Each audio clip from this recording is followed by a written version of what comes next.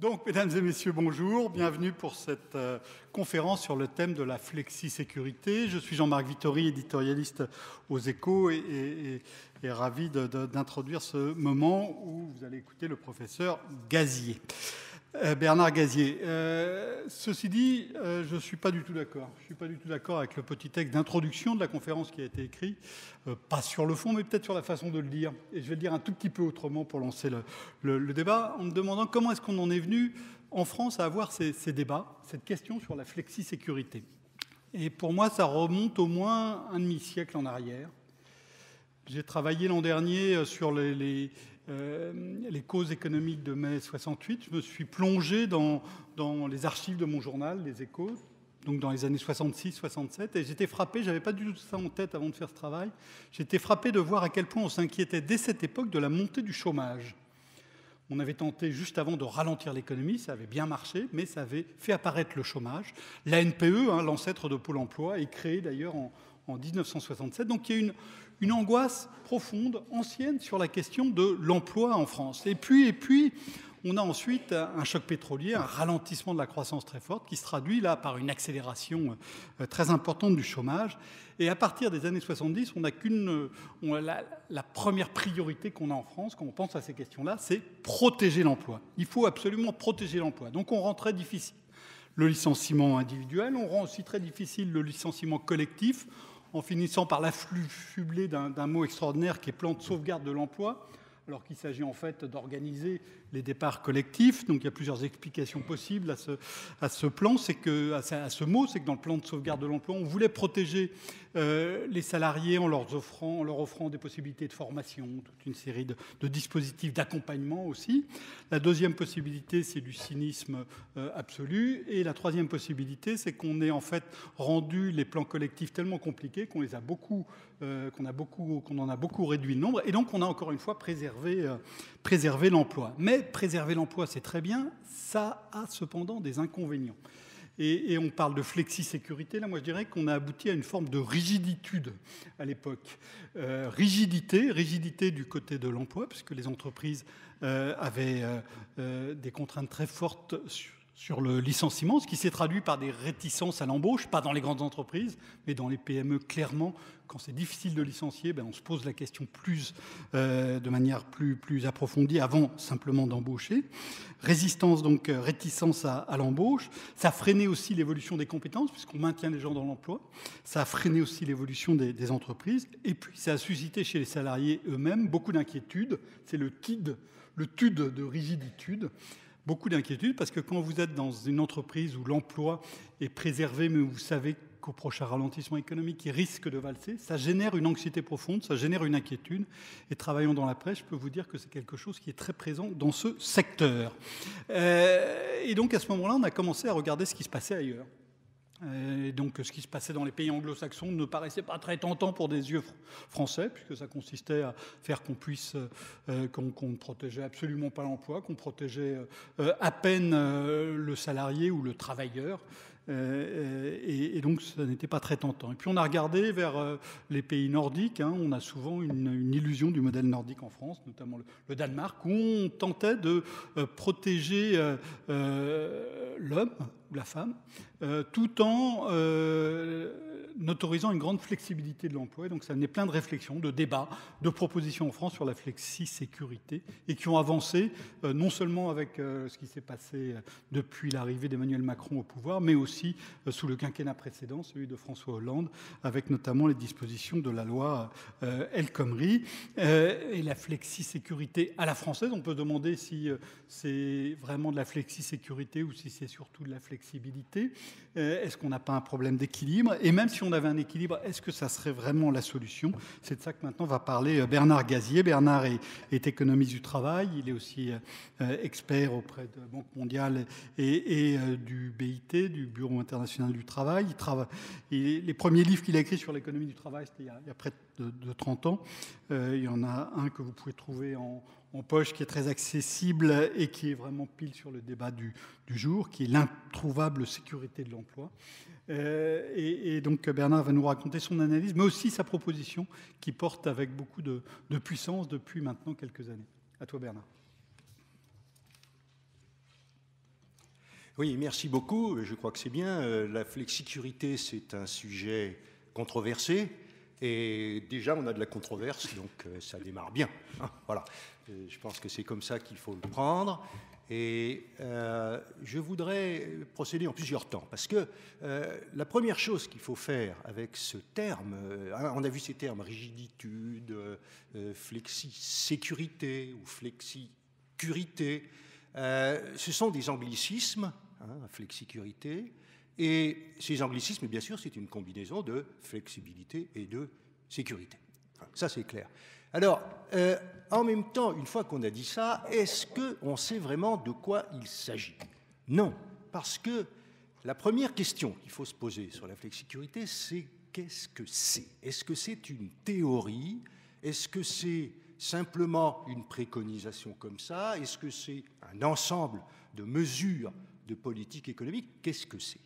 Alors, j'ai eu l'occasion de réfléchir là-dessus avec un collègue, Peter Auer, du BIT justement, et notre réponse, ça a été de dire que la flexicurité, ce n'est pas une théorie. Il y a des théories, plusieurs, nombreuses, parfois compatibles les unes avec les autres, parfois non compatibles, donc il y a un horizon que je mets très haut, et puis il y a les politiques en bas. Et les politiques elles-mêmes peuvent être compatibles, regroupées, certaines peuvent être prises ensemble, d'autres sont des substituts, etc.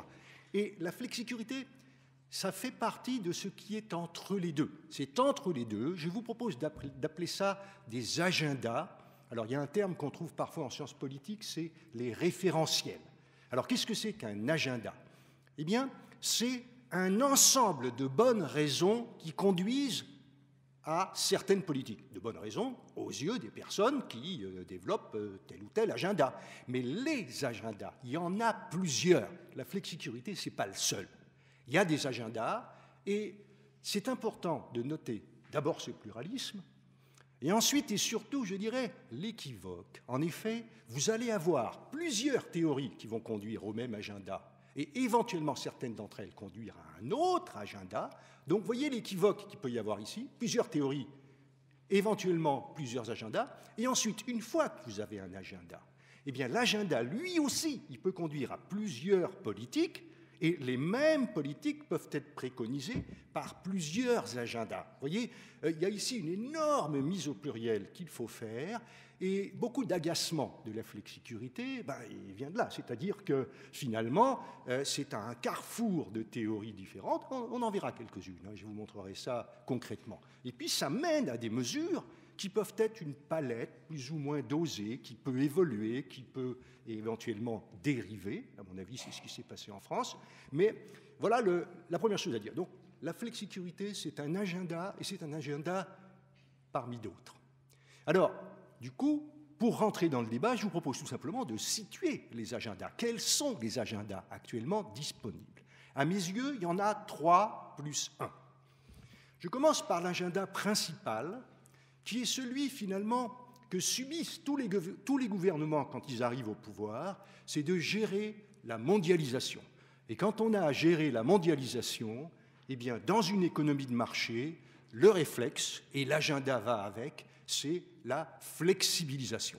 Alors derrière, il y a des théories, souvent des théories, par exemple, de type néoclassique, qui vous disent que c'est bien quand les prix peuvent opérer de manière flexible, que les gens peuvent s'ajuster, etc.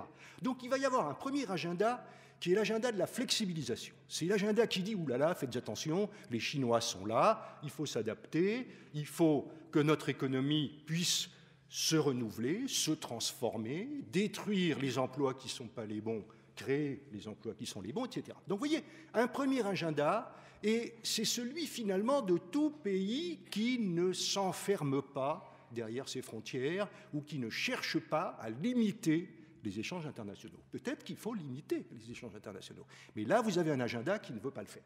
Voilà. Donc c'est l'agenda que l'on va appeler de la flexibilisation. Alors, une petite remarque, ce n'est pas un agenda simple du tout. C'est un agenda compliqué. Et je vais vous en donner un exemple très simple. Je vais vous prendre tout simplement la question de la possibilité ou non d'utiliser soit les prix, soit les quantités.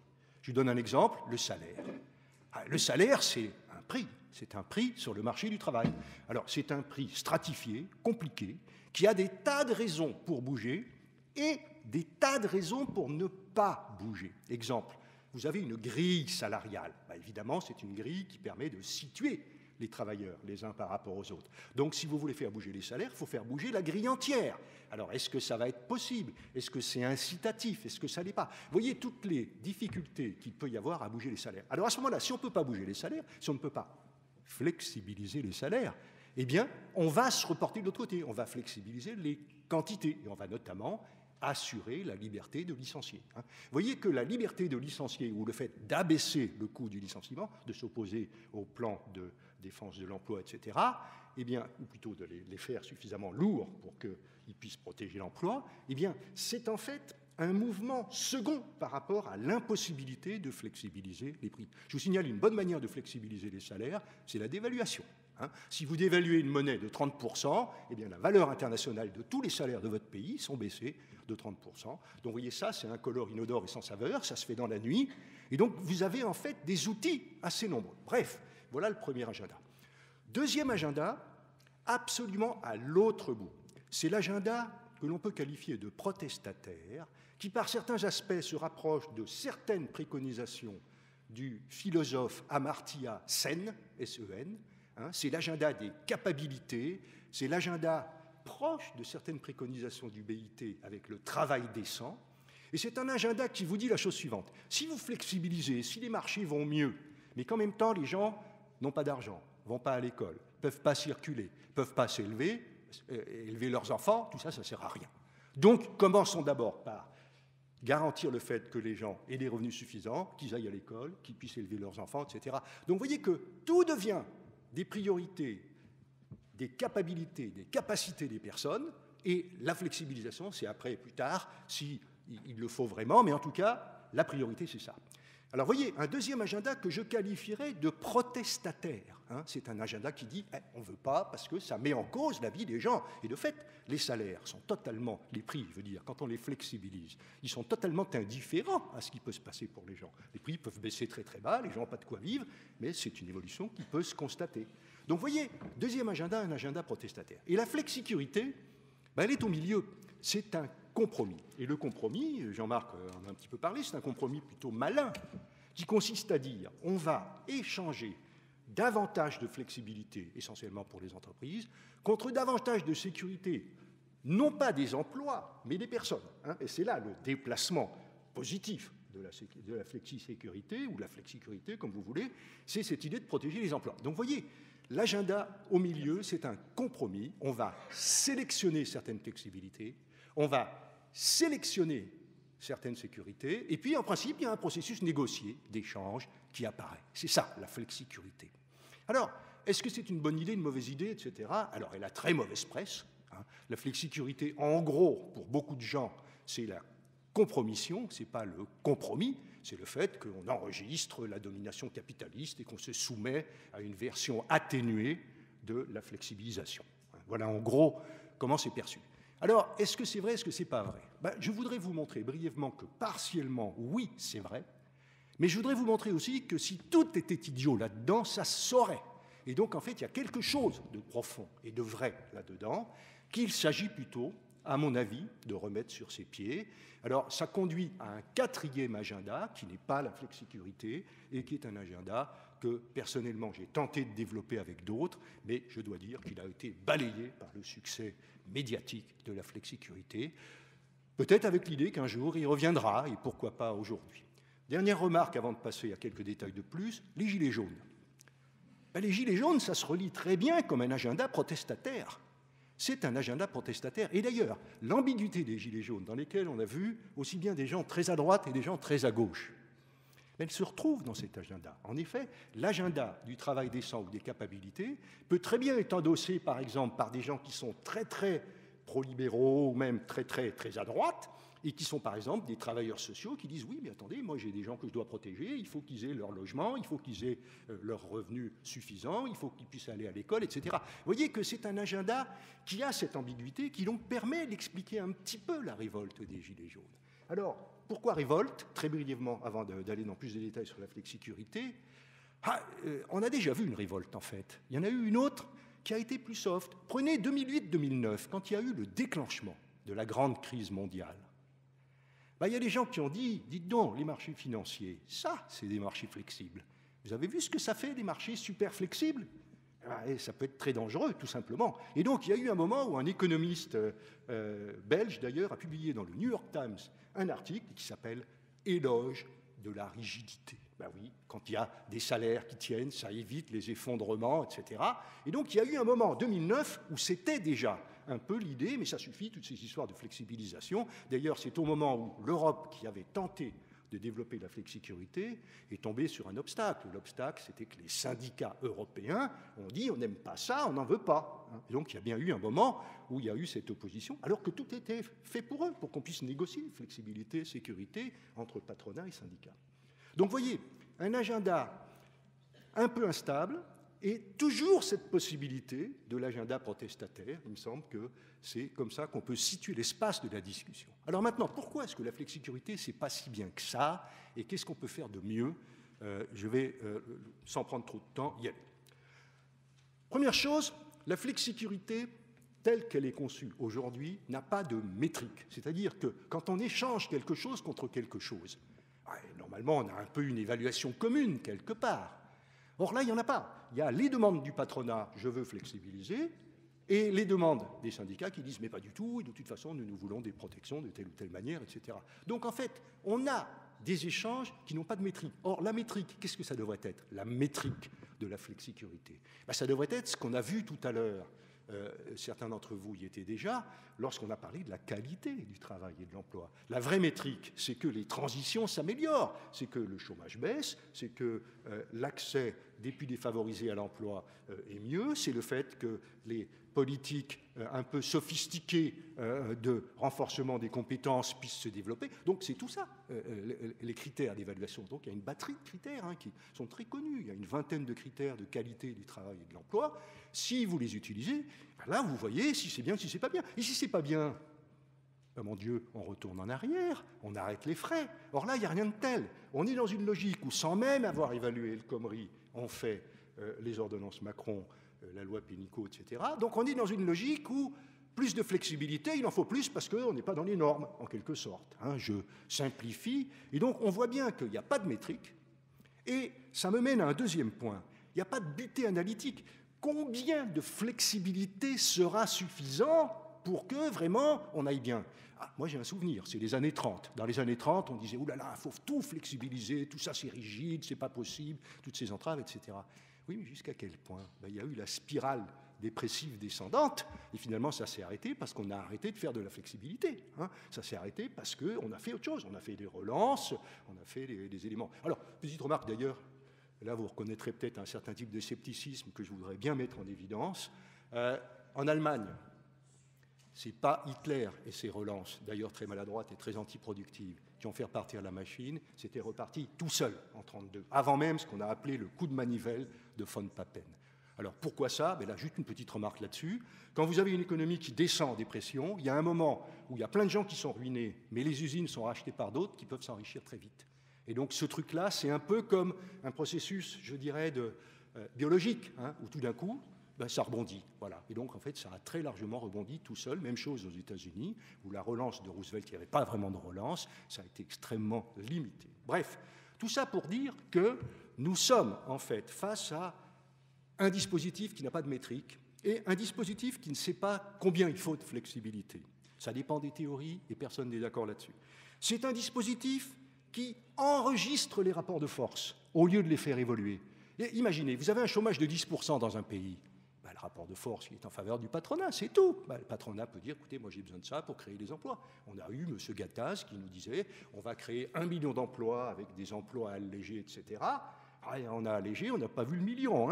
Et bon, mais ça fait rien, ça ne mange pas de pain, c'est une question de domination, simplement, de rapport de force. Alors, la flexicurité enregistre les rapports de force, et du coup, ça donne ce que l'on voit aujourd'hui, flex, sécu. C'est beaucoup plus flex que sécu, parce que le rapport de force, hop, part du côté du patronat, et en plus, c'est flex tout de suite, et sécu plus tard, parce que sécu, ça coûte cher. Donc, on voit très bien apparaître ici sorte de déséquilibre. Donc c'est un défaut de la flexicurité qui me paraît évident. Je vous en donne un autre. C'est un dispositif qui est aveugle aux enjeux de la croissance ralentie. Et ça, on va en parler peut-être encore un tout petit peu s'il me reste un moment. Il se trouve que si vous avez une croissance de 1% par an, et que la croissance de la productivité du travail est de 1% aussi, ça veut dire que vous allez avoir un peu plus de production et du travail qui est un tout petit peu plus efficace, précisément du même pourcentage. Donc j'en conclus que ça ne va pas créer une heure de travail supplémentaire pour embaucher des gens en plus. Vous voyez, c'est ça ce que ça veut dire. On va rester à un nombre d'heures constante. C'est ainsi que les réformes Hartz en Allemagne, dont on nous a dit que c'était vraiment la flexicurité, etc. Ben oui, c'est une forme de flexicurité, mais le succès des réformes Hartz, il s'est fait à nombre d'heures constantes. Il n'y a pas plus d'heures de travail en Allemagne en 2012 qu'il n'y en avait en 1994. C'est la croissance ralentie. Alors comment ils ont fait? Ils ont créé 4 millions d'emplois. Ben, comment ils ont fait? Ils ont pris 4 millions de temps plein et ils en ont fait 8 millions de mi-temps. Ça s'appelle le partage du travail. Ce n'est pas exactement la flexicurité et ça fait partie du dossier, il me semble. Donc vous voyez, plein d'éléments sont suspects. Alors il me semble qu'en même temps, le fait de passer de la protection de l'individu, enfin de l'emploi, pardon, à la protection de l'individu, et donc de jouer sur ce passage-là, bah ça c'est quand même plutôt une bonne idée. Hein, on assiste à la fin des grands marchés internes, de toutes ces protections qu'on a essayé d'élargir et qui finalement diminuent. Et donc il faut trouver d'autres protections, il faut protéger les personnes, il faut socialiser les mobilités. Et donc il y a un autre agenda qui est celui sur lequel j'ai travaillé, qui s'appelle les marchés transitionnels du travail. J'admets que ce n'est pas glamour. Disons l'agenda des mobilités protégées. Alors c'est un agenda qui se situerait entre flexicurité et travail décent, hein, qui va emprunter d'ailleurs aux théories d'Amartya Sen, le philosophe indien, et qui va emprunter aussi à l'idée qu'il faut négocier un ajustement, etc. Alors, pour en finir, un petit mot sur quelques exemples. Je vais vous donner un exemple de quelque chose qui pourrait être une flexicurité mieux construite, mieux acceptée, une flexicurité qui dirait aux gens, on ne vous laisse pas tomber, on n'est pas là en train de passer à la flexibilité, mais on discute collectivement pour rester tous ensemble. Eh bien, prenez la rotation des emplois au Danemark, je pourrais faire l'éloge de l'Autriche aussi, parce que ça n'est pas que nordique, prenons le Danemark. Au Danemark, pendant plusieurs années, ils avaient un taux de chômage très élevé. Ils avaient le même que nous dans les années 95, et pendant 5 ans, qu'est-ce qu'ils ont fait? Ils ont dit, ben voilà, on va prendre des gens qu'on va former, qui sont déjà en entreprise, on va les mettre en congé pendant 6 mois, et on va les remplacer par d'autres qui seront des chômeurs préalablement formés. Autrement dit, on remet en selle des chômeurs à l'occasion de la formation des travailleurs dans l'entreprise. Alors, à la fin de la formation, évidemment, les travailleurs dans l'entreprise reprennent leur poste. Mais on s'est rendu compte que plus de la moitié des gens qui étaient remplaçants étaient conservés par l'entreprise parce qu'ils avaient trouvé une employabilité, parce qu'ils étaient utiles, parce que d'autres personnes sont parties à la retraite, etc. Je vais terminer. Donc, vous voyez que ce dispositif, qui est un dispositif de mobilité socialisée, est un dispositif qui, à la fois, permet de moderniser la main-d'œuvre et d'intégrer les gens. Il me semble que c'est ce qui manque aujourd'hui. Tout à l'heure, on a parlé du plan d'investissement dans les compétences. Eh bien, le plan d'investissement dans les compétences ne fait pas cela, ou en tout cas pas suffisamment, accompagner les mobilités, gérer des opportunités pour les gens, servir d'employeur en dernier recours. Ce sont des messages dont on a besoin, qui font partie de la cohérence. Je terminerai en disant que le but de tout ça, c'est bien évidemment d'essayer de faire baisser le chômage. Ça, c'est terriblement important, notamment dans notre pays. Mais le but, c'est aussi d'obtenir quelque chose qu'on n'a pas en France, pas complètement. C'est une main-d'œuvre homogène et adaptable. Homogène, ça veut dire qu'il n'y a pas trop d'écart entre les compétences des uns et des autres, mais ils ont une bonne compétence moyenne, et du coup, ils sont sûrs d'eux-mêmes, ils sont adaptables, et il me semble que c'est ça, la flexibilité que nous recherchons. Merci de votre attention.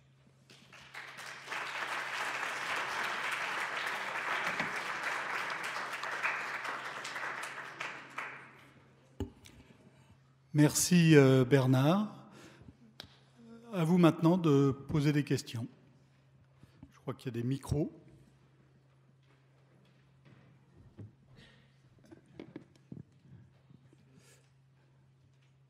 On va aller là, à gauche. Merci de vous présenter, d'être relativement concis. Bonjour, Nils Hollud, citoyen, voilà, tout simplement, curieux.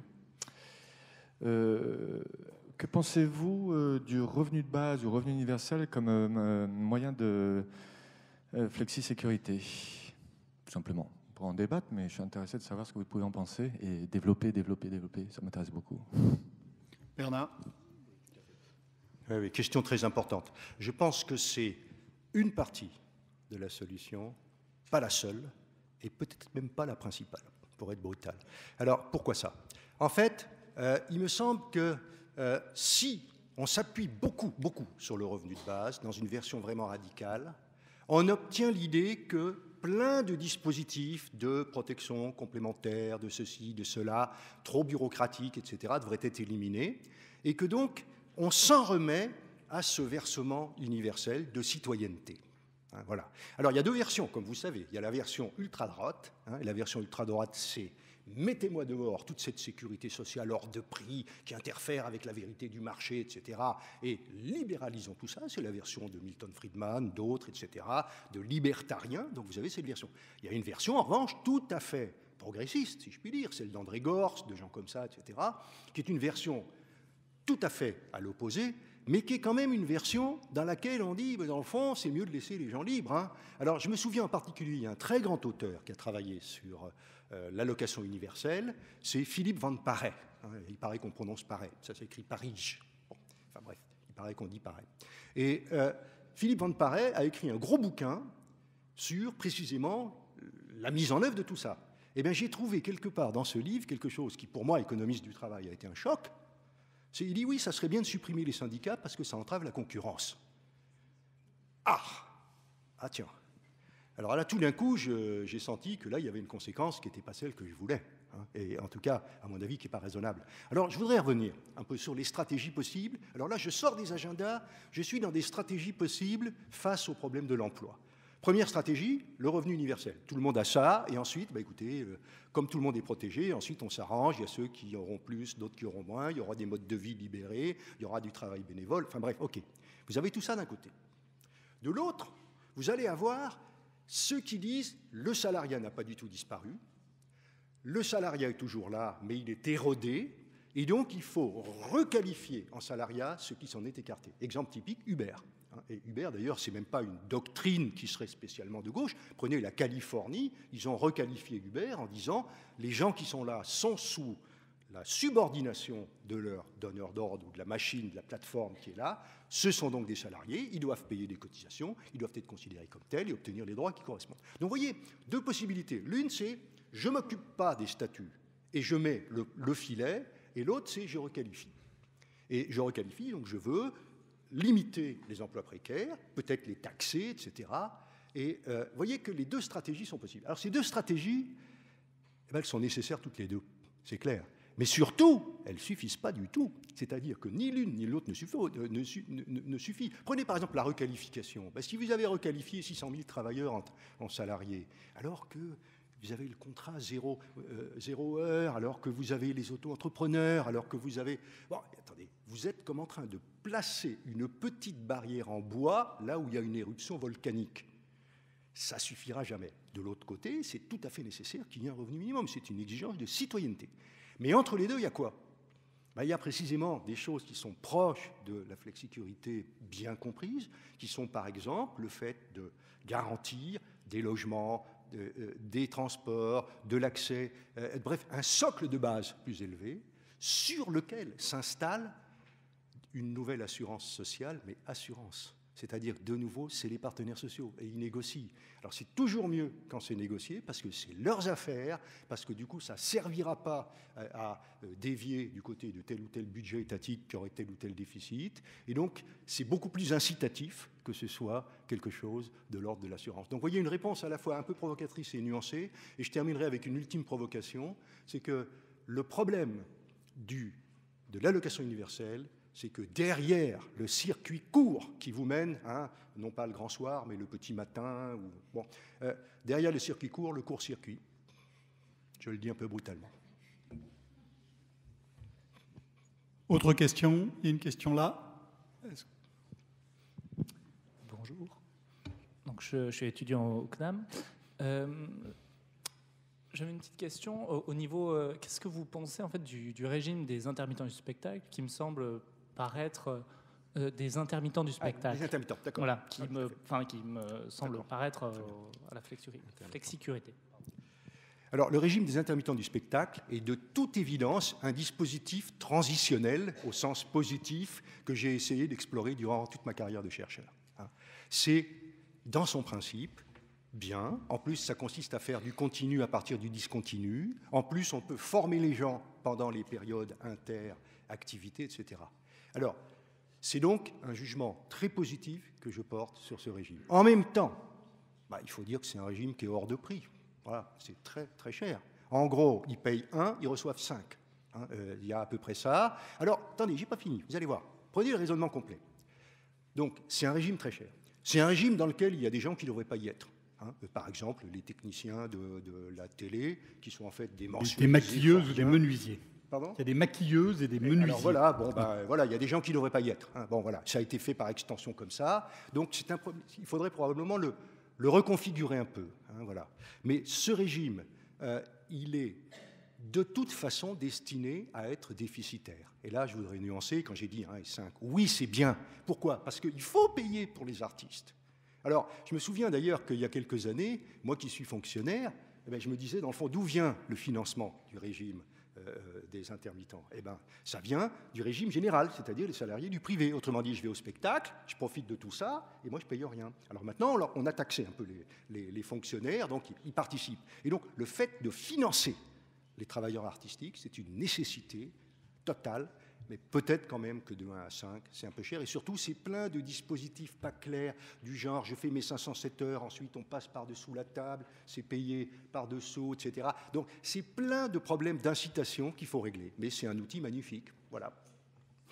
À condition, juste, j'insiste, sur la question de l'assurance. C'est une assurance. Oui. Donc, une assurance, normalement, il y a de la solidarité entre les gens qui ont un accident et les gens qui n'en ont pas. L'assurance chômage, tu l'as souligné, des intermittents du spectacle, c'est une assurance qui n'est payée que par les assurés. Donc les salariés du privé et depuis le dernier accord, un petit peu les fonctionnaires. Les retraités ne payent pas, par exemple. Moi, j'ai des parents qui sont retraités, qui vont infiniment plus au spectacle, qui profitent infiniment plus du travail des intermittents du spectacle, et notamment du spectacle vivant. Ils en profitent infiniment plus que moi et ils ne cotisent pas. Donc, on a de l'assurance, mais en fait, c'est de la solidarité, voire de la politique culturelle. Et donc ça ne relève pas de la cotisation payée par un assuré, mais ça relève de la solidarité qui devrait être payée par l'impôt.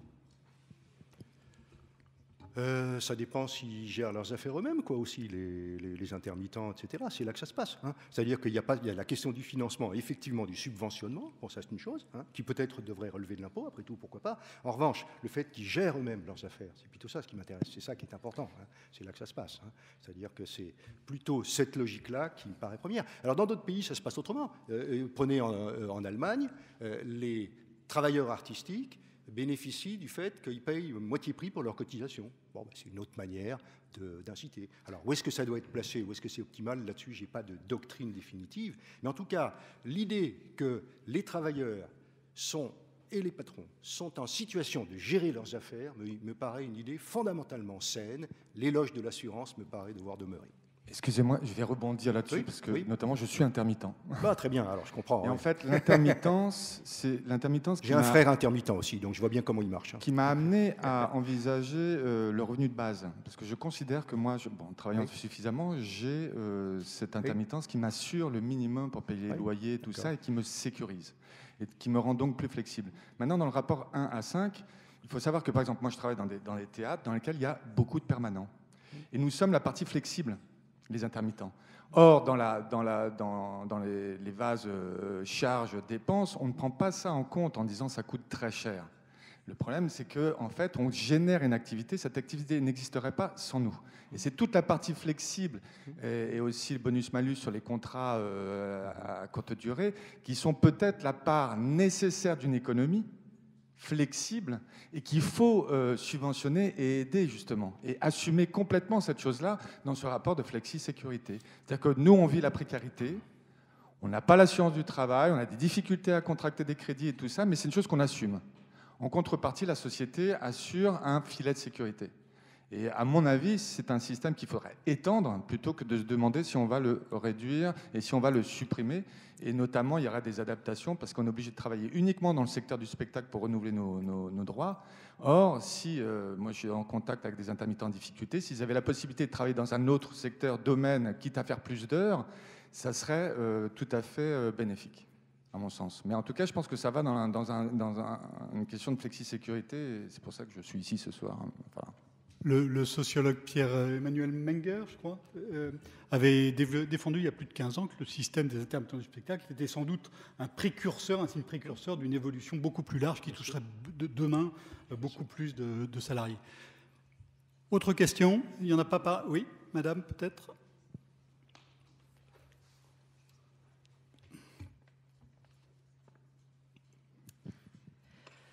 Merci beaucoup. Je voulais juste poser une question par rapport à votre qualification de politique menée actuellement comme étant de flex sécurité.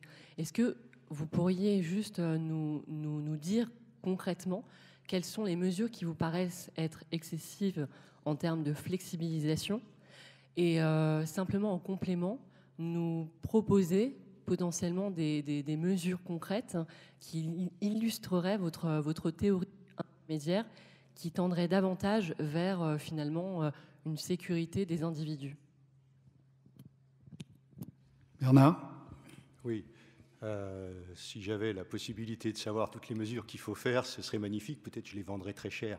Non, juste pour vous donner un exemple. La loi El Khomri, c'est une loi dans laquelle, bon, pour faire un peu à la louche, il y a 60% de flexibilisation, 40% de sécurisation.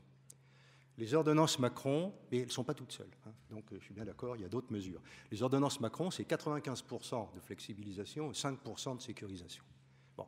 Donc il me semble qu'il y a place pour d'autres interventions qui seraient sécurisantes. Alors, le problème, c'est que les interventions sécurisantes qui viennent maintenant, où sont-elles? Ben, ce sera par exemple l'assurance chômage, ce sera aussi notamment le plan d'investissement dans les compétences. Et là, je voudrais dire un mot de ce plan d'investissement dans les compétences, qui est massif, qui va former les gens, etc. 15 milliards sur 5 ans, destiné à 2 millions de personnes, hein, 1 million de chômeurs non formés et 1 million de NEETs, hein, ou NEETs, enfin ces jeunes qui ne sont ni en emploi, etc., ni en formation, bon, ni au travail, bien sûr.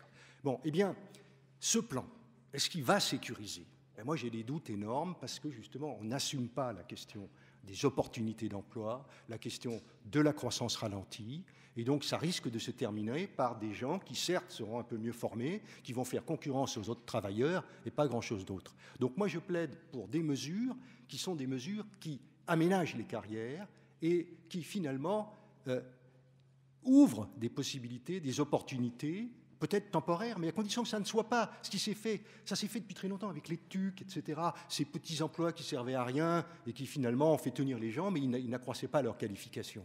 Ouais, moi, je crois que maintenant, il y a place pour des démarches dans lesquelles on peut à la fois mettre des gens en congé, mais les mettre en congé sur des actions de vraie formation, des formations un petit peu comme la rotation danoise dont j'ai parlé, ou encore comme, je vais prendre un autre système, prenez le système des fondations de travail à l'autrichienne, qui est un dispositif qui permet que les personnes investissent en elles-mêmes dans le long terme.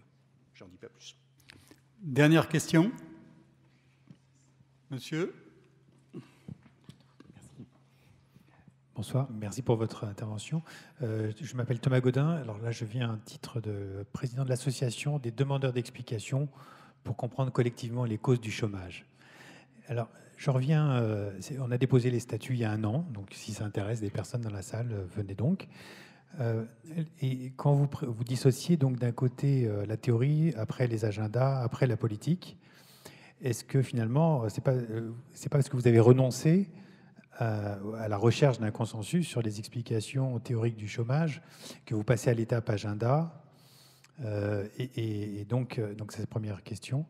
Et puis une deuxième, puisque vous travaillez aussi avec le BIT, est-ce que ce ne serait pas très intéressant d'avoir l'équivalent d'un GIEC mondial? On a le GIEC qui explique les causes du changement climatique, indépendamment de la recherche de solutions. Parce que c'est peut-être ça le piège aussi, c'est que les débats sont piégés par la recherche de solutions, que ce soit le revenu universel, les régimes, etc., qui empêchent de creuser la qualité du diagnostic. Et donc, est-ce qu'un GIEC du chômage qui serait porté par le BIT, ça vous irait? Deux questions ambitieuses, donc problème de méthode et GIEC du chômage. Première question sur le chômage. Bon, le chômage, c'est l'échec français, hein, ça c'est clair, et il est toujours là. Et c'est vrai que la question de l'explication du chômage n'est pas tranchée. Hein, je vous le dis avec toute la franchise, la simplicité dans laquelle on est. Je vais vous prendre un exemple qui ne sera pas la France, quand on se décale juste d'un petit cran. Prenez la Belgique.